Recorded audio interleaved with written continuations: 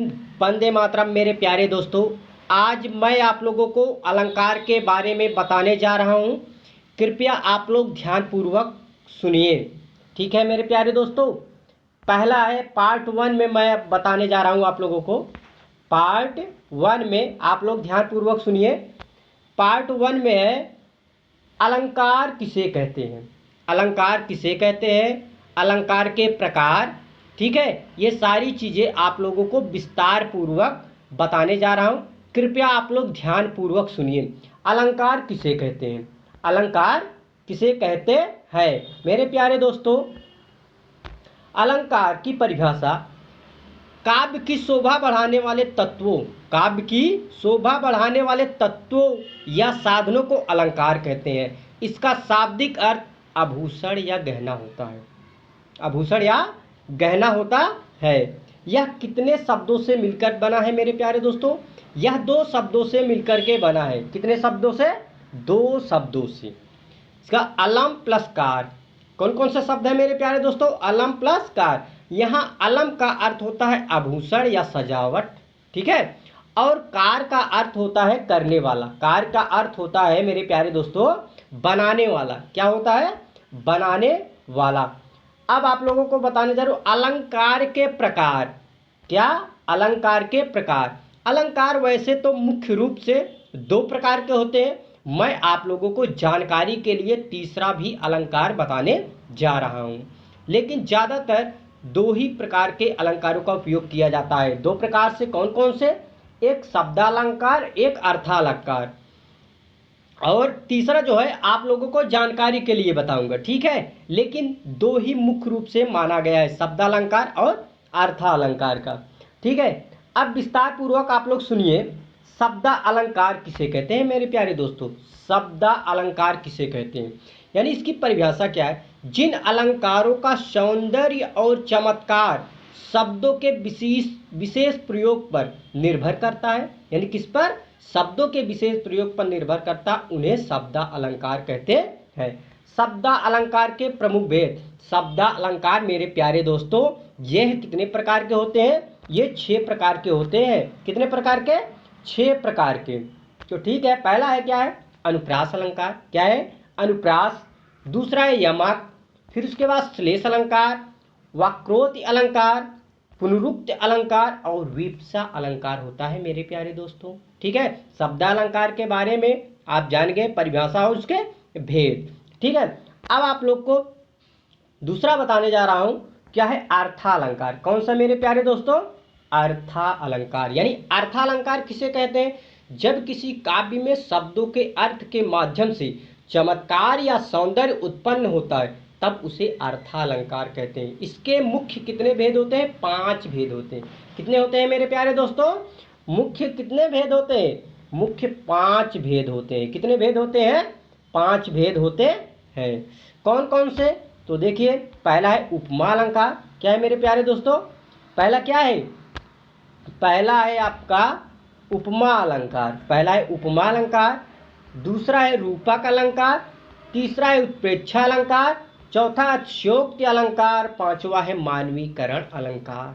ये है आपके अर्था अलंकार के 5 भेदों के बारे में। अब मैं तीसरा बताने जा रहा हूं, जो कि है उभया अलंकार। क्या है मेरे प्यारे दोस्तों? उभया अलंकार।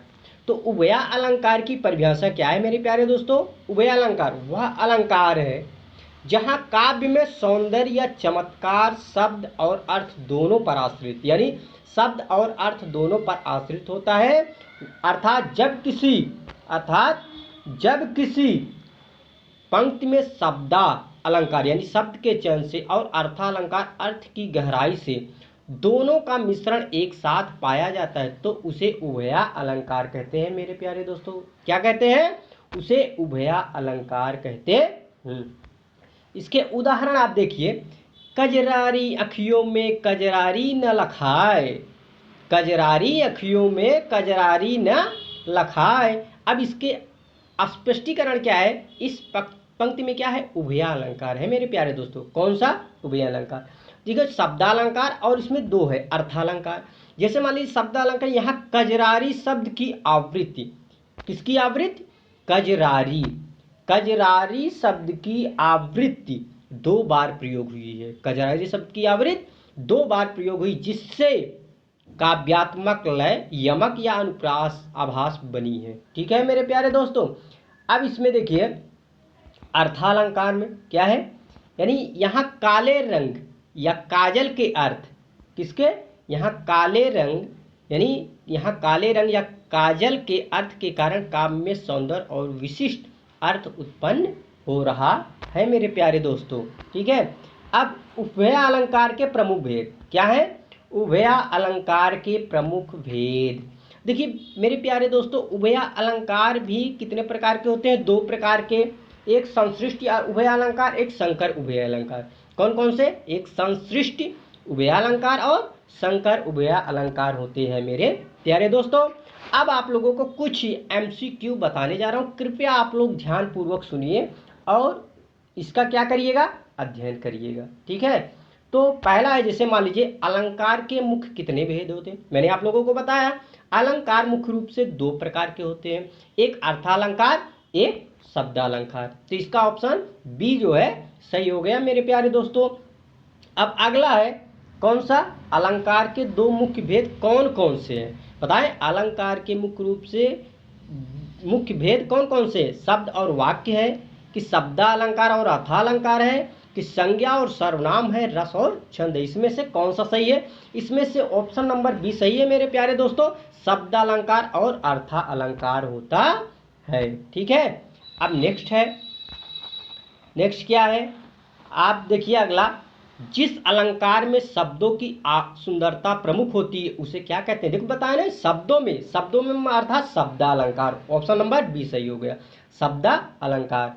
अब जिस अलंकार में अर्थ, जिस अलंकार में क्या मेरे प्यारे दोस्तों, जिस अलंकार में अर्थ की सुंदरता प्रमुख होती है उसे अर्था अलंकार कहते हैं मेरे प्यारे दोस्तों। ऑप्शन नंबर बी सही है। ऑप्शन नंबर कौन सा सही है, बी सही है। अब निम्न में से कौन से, यानी निम्न में से कौन सा अलंकार का मुख्य भेद नहीं है, कौन सा मुख्य भेद। देखिए आप जानते हैं शब्दालंकार होता है, अर्थालंकार होता है, लेकिन रसा अलंकार नहीं होता है मेरे प्यारे दोस्तों। इसलिए ऑप्शन नंबर सी आपका क्या हो गया, ऑप्शन नंबर सी सही हो गया। ठीक है, ऑप्शन यानी रसा अलंकार। ठीक है। अब देखिए आगे, अलंकार का उद्देश्य क्या है मेरे प्यारे दोस्तों। अलंकार का उद्देश्य क्या है, पहला ऑप्शन है भाषा को कठिन बनाना, भाषा को सुंदर और प्रभावशाली बनाना, सी है केवल तुकबंदी करना, चौथा यानी डी है वर्तनी सुधारना। तो आपका ये ऑप्शन क्या है मेरे प्यारे दोस्तों, बी सही हो गया, भाषा को सुंदर और प्रभावशाली बनाना अलंकार का उद्देश्य होता है मेरे प्यारे दोस्तों। अब आप लोग जानते हैं अनुप्रास अलंकार किस वर्ग में आता है। अनुप्रास अभी बताए थे ना कि अलंकार अर्थालंकार होता है, शब्दालंकार, लेकिन अनुप्रास अलंकार उसमें से किस में आता है, अर्थालंकार में आता है कि शब्दालंकार, उभयालंकार, इनमें से कोई नहीं।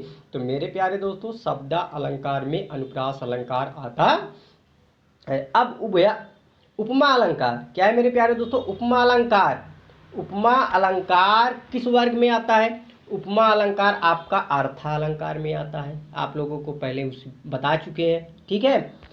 ये अब निम्न में से कौन सा शब्दालंकार है, अब जैसे ऑप्शन पूछे निम्न में से कौन सा शब्दालंकार, उपमा है कि रूपक है, अनुप्रास है कि उत्प्रेक्षा अलंकार है। तो ऑप्शन नंबर सी यानी शब्दालंकार में क्यों क्या आता है मेरे प्यारे दोस्तों, अनुप्रास अलंकार। निम्न में से कौन सा अर्थालंकार होता है, तो इसमें नंबर ए है अनुप्रास, बी है यमक, सी है श्लेष, डी है उपमा। तो आपका हो जाएगा मेरे प्यारे दोस्तों उपमा अलंकार अर्था अलंकार के अंतर्गत आता है। अब अलंकार शब्द का शाब्दिक अर्थ क्या है मेरे प्यारे दोस्तों, अलंकार शब्द का शाब्दिक अर्थ क्या है, नियम या आभूषण, शिक्षा, कविता। तो आपका क्या है, आभूषण है। क्या है, आभूषण। अब 12 नंबर है, काव्य की शोभा बढ़ाने वाले तत्वों को क्या कहते हैं, रस कहते हैं, अलंकार कहते हैं, संधि कहते हैं, छंद कहते हैं। जिसमें मेरे प्यारे दोस्तों अलंकार कहते हैं। काव्य की शोभा बढ़ाने वाले तत्वों को क्या कहा जाता है, अलंकार कहा जाता है। ठीक है। अब अगला क्वेश्चन है आपका, अर्थ की समानता के आधार पर बनने वाला अलंकार प्राय किस वर्ग में आता है, यानी अर्था मतलब अर्था अलंकार, जिसमें अर्थ की में चमत्कार उत्पन्न होता है मेरे प्यारे दोस्तों। यमक किस प्रकार का अलंकार है? शब्दालंकार है कि अर्थालंकार है कि उभया अलंकार है?